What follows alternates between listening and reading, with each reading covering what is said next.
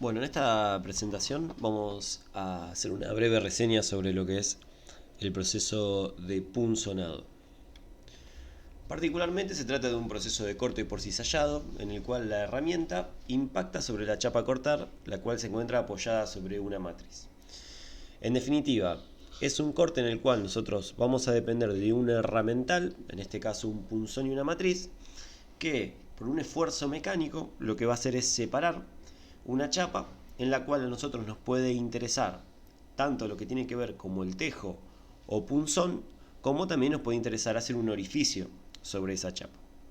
Entonces, la tecnología del corte en matriz, la tecnología convencional, nos termina definiendo que es un corte mecánico por deformación plástica en frío del perímetro a separar. Esto significa que nosotros no vamos a precalentar ni la matricería ni las piezas que se utilizan o las piezas que nosotros justamente queremos transformar mecánicamente. El filo de corte se constituye por el filo del punzón y también la matriz tiene filo. O sea, ambos herramentales, tanto el punzón como la matriz, poseen un filo.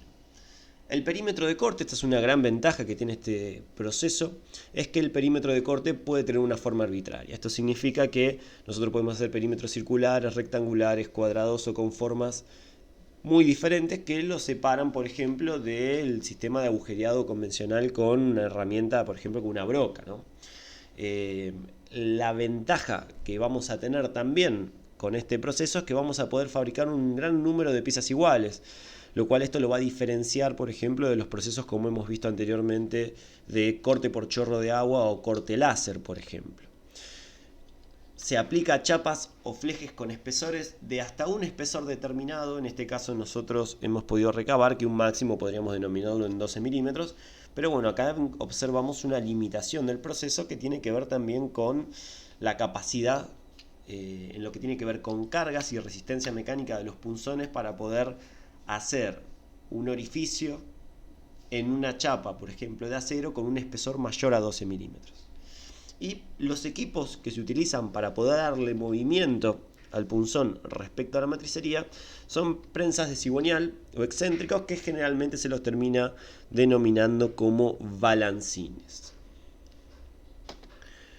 Muy bien, acá tenemos un esquema en el cual tenemos el punzón en la parte superior, tenemos la chapa que es la que queremos cortar, en este caso, y acá tenemos un esquema muy simple de la matricería, ¿no? Y acá nosotros en este caso, la matricería, ¿por qué decimos que es un esquema simple? Porque no tenemos una zona cilíndrica y una zona con un ángulo de despeje, como después vamos a ver más adelante, sino que solamente nosotros acá queremos mostrarles algunos aspectos como son el juego radial, que es muy importante en el punzonado, que esto significa la diferencia de diámetro que hay entre el diámetro externo del punzón y el diámetro interno de la matricería, ¿no? Este juego es esencial y es necesario para poder obtener un corte que más adelante vamos a ver que tiene que tener una calidad y que también va a ser definido justamente por este aspecto, ¿no? por el juego radial.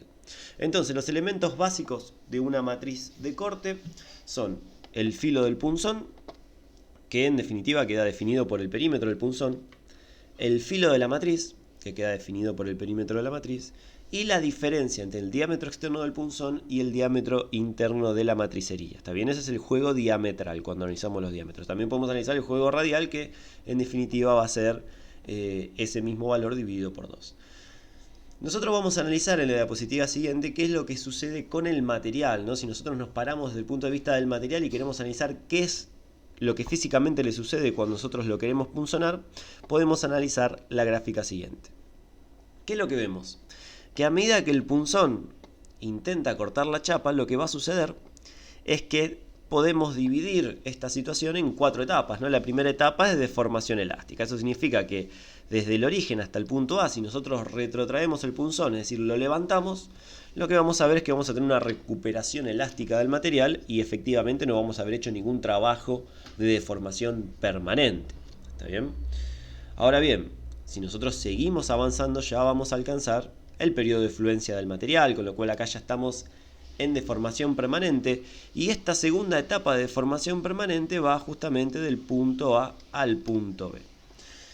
Luego lo que tenemos es la generación de las fisuras. Es decir, nosotros vamos a tener un defecto que se va a generar superficialmente y que es el que va a terminar generando entre el punto B y el punto C la fractura del material y la separación, que es la que nosotros buscamos. Estos tres puntos, estas tres etapas, son intrínsecas del material. Ahora tenemos una cuarta etapa que es intrínseca del proceso, que tiene que ver con los esfuerzos adicionales que se generan por la fricción. Esto significa que el disco que nosotros acabamos de cortar, si nuestro punzón es cilíndrico, ¿no?, se expande en medida o en relación a justamente su deformación elástica. Esto significa que vamos a tener un rozamiento, y en esto me voy a permitir retroceder una diapositiva. Una vez que nosotros cortamos el disco tiene una recuperación elástica, y en la zona donde la matriz es cilíndrica, que en este caso no es a lo largo de toda la matricería como se ve en este esquema, sino que es en una proporción, lo que vamos a tener es que esa recuperación elástica va a hacer que el punzón, cuando baje, haga que justamente esta fricción genere un esfuerzo adicional, y ese esfuerzo adicional es el que está descrito justamente en esta etapa 4. O sea que los esfuerzos adicionales generados por fricción no son intrínsecos del material, sino que son intrínsecos del proceso, ¿no? Ese rozamiento que se da por la recuperación elástica del tejo que acabamos de cortar, que va rozando contra la pared cilíndrica de la matricería, en este caso de la matriz inferior. Muy bien, entonces, en este caso tenemos un esquema en el cual podemos observar, mientras estamos cortando, mientras el punzón está ejerciendo este esfuerzo justamente de corte, y una vez que hemos podido separar las dos piezas. Entonces, bueno, en este caso lo que nosotros podemos nuevamente mencionar es que tenemos en este caso acá el punzón, el material que queremos cortar, acá tenemos la matricería y tenemos el disco cortado si analizamos el gráfico de la derecha. Entonces, en esta etapa nosotros lo que estuvimos analizando es la gráfica. Por ejemplo, en este caso podemos ya tener lo que es deformación plástica, el inicio de las fisuras, ¿no?, y la fractura del material. Ahora, una vez que el material se ha separado y obtenemos el disco, la recuperación elástica del material genera justamente un esfuerzo de fricción a lo largo del desplazamiento del punzón hacia abajo, que justamente corresponde con la etapa 4 y es la que genera justamente el aumento o estos esfuerzos adicionales que nosotros estábamos mencionando. Acá tenemos una imagen un poco más en detalle, en la cual también ya vamos a entrar a un aspecto muy importante, que es cómo es la geometría de corte, cómo queda la superficie del material que nosotros acabamos de cortar. Entonces, bien, nuevamente acá tenemos el punzón, tenemos en este caso una flecha que representa justamente la fuerza que está haciendo el punzón hacia abajo, y lo que podemos ver nuevamente es el material que nosotros queremos cortar y la matriz. Acá tenemos el juego, ¿no?, que como comentábamos anteriormente, pues un juego diametral, un juego radial y demás, que define la diferencia de diámetros entre el punzón y la matricería. Y si hacemos un zoom, ¿no?, entre el filo del punzón y el filo de la matriz, ¿no?, en toda esta zona, lo que observamos es que lo que se genera es una fisura, ¿no?, y esa fisura lo que se genera en el filo del punzón, tanto como en el filo de la matriz. Entonces, esta fisura lo que va a hacer es va a ir corriendo por el material, y tanto la fisura que comienza desde el lado del filo de la matriz como la que comienza desde el lado del punzón se van a encontrar en un punto medio si el juego está bien calculado, y va a permitir el desprendimiento, en este caso, de la zona diametral interna.